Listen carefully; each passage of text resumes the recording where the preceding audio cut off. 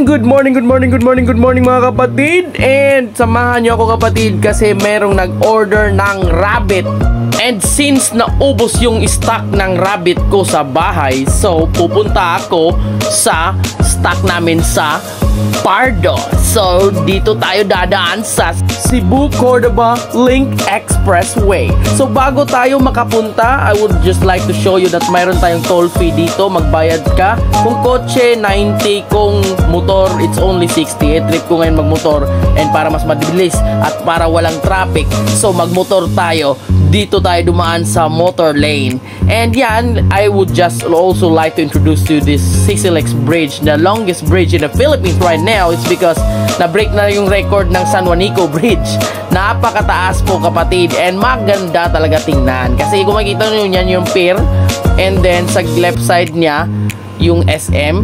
So napakaganda. So along the way po, yan. Hey! So diretso-diretso muna tayo, diretso-diretso, and then dumating po tayo sa Pardo. So Cebu pa rin siya, pero nandito tayo sa Pardo Church. And sa unahan ng Pardo Church, dyan po nakatira yung mga stock namin sa cousin ko. To the right, New Town po tayo. So let me welcome you to this village right now mga kapatid. Yung mga nakatira dito ay hindi mayaman, but sobrang yaman. Kung makikita nyo, ha? Shout out po sa mga nakatira dito. Much respect, and grabe, idol ko kayo. Imagine mo, makabili ka lang ng lote dito. Napakaganda. Tsaka yung bahay dito, napakalaki, napaka-concrete, and the best ever po. So kaya gusto ko din pumunta dito kasi yung mga dreams ko nabubuhay. Yung tinuturo ko, yun yung bahay ng kapatid ng papa ko. Pero Uncle, hi, what's up? Hindi mo na ako di sa ako mahapit na ako, kaya dali ko kaya ang buyer gahuwat dito nasa Lapu-Lapu. So eto, bahay to ng cousin ko. So eto na, kukunin ko yung stock namin na rabbit. So yung order po, baka nakalimutan nyo, akala nyo nag-tour ako. So nagkuha po ako ng rabbit dito sa bahay ng cousin ko. So eto na pala, pagpasok ko sa bahay na, naka-ready na po yung rabbit. Ready for delivery. Ayan, yung mga bunny natin.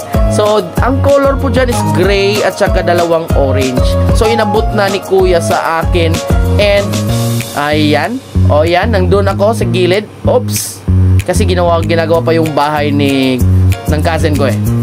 And then, i-check muna natin para at makita nyo. Sa mga gusto mag-alaga ng rabbit, napaka-the best tong rabbit kasi wala siyang rabies. Tsaka ang ganda siya i-pet kasi hindi siya mabaho. Tapos, cute, di ba? Napaka anti-stressing na pet siya. Tapos, hindi siya harmful. Harmless po siya. Tapos, ang lakas kumain, ang cute, di ba? Tapos, yung kinakain ng niya, vegetables at saka feeds.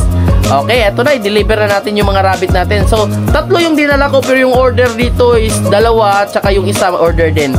So, karga na natin sa ating motorcycle, and 1, 2, 3, let's roll! To the left, to the left. Ayan, so back na tayo. Kung saan tayo nanggaling, doon din tayo pupunta. To the right, shout out kay Uncle Titing, Auntie Tese, Joan, Palen, and everything. Mga cousin, balik lang ko dyan kasi busy pa. Naghihintay talaga yung buyer ko eh. Ito pala yung SM. Sa harap ng SM, ito yung kumbaga arena. Meron tayong ginagawa dito. Sobrang laki na stadium. Tsaka ito yung daanan CCLX, pero hindi tayo dyan dadaan. Dito tayo sa kabila, sa highway. So along the way, makikita nyo yung view ng Cebu Cordova Link Expressway. Napakaganda, diba? At saka ang na-learn ko, mas maganda pala pag nakamotor ka, diba? Kasi pag sa kotse, hindi mo makukuha talaga ng kuhang-kuha eh, diba? So yan, diba? Okay, anyway, underpass muna tayo para mas madali tayo pupunta sa ating paroroonan kasi nagtatawag na at nagtitext na yung ating buyer na naghihintay sa atin. Ito po pala yung under daanan. And then, diretso po tayo. Ito na po yung buyer natin for today. So, 2 rabbits sold for today. Salamat po sa tiwala, ate and kuya. And alagaan nyo po mga rabbit sa bagong amo nyo, okay? Nilabas ko muna yung isa, pero yung isa may buyer na po yan. Okay? So, yun yung color, brown. Parang may pagka-orange. Ang ganda din siya, di ba?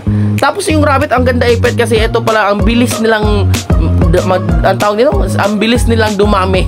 Tama? Kaya pala yung rabbit ginawang model ng Playboy, no? Anyway, I'm home. So, kasi wala pa yung nag-order ng isa, ginawa ko, inuwi ko muna sa bahay yung isang rabbit namin. Ayan, welcome home, rabbit. So, yan, parang nag-ano pa yan, jet lag pa yan eh. Kasi, syempre, nagmumotor kami. So, hi, hello. Pag maghawak kayo sa rabbit dito sa lieg, ayan, skin niya ha. So, anyway, pasok muna natin sa cage niya. Ito po pala yung mga rabbit namin. Again, sa mga gusto mag-order ng rabbit, i-PM nyo lang ako po or i-text mo yung number na ilagay ko dito. Marami po kaming mga rabbit dito. Mayroon kaming, ito yung mga breeder ko po na rabbit. So, may mga white kami. Ito, rabbit din ito. Pero kung makita nyo, bakit iba yung mukha? Ito yung saleable na rabbit po. Lion head rabbit. Sa itaas po, ito yung mga cute na rabbit ko. Yung mga white na red eye rabbit. O, diba? Lahat po yan, may mga preggy na po yan, 3. So, inihintay na lang namin na mag-anak sila ng baby. Tapos, after 1 month, sell na naman natin. So, at least para marami na tayong ng rabbit, diba? So, for orders po, just contact 0995-229-2012. Thank you. To God be the glory.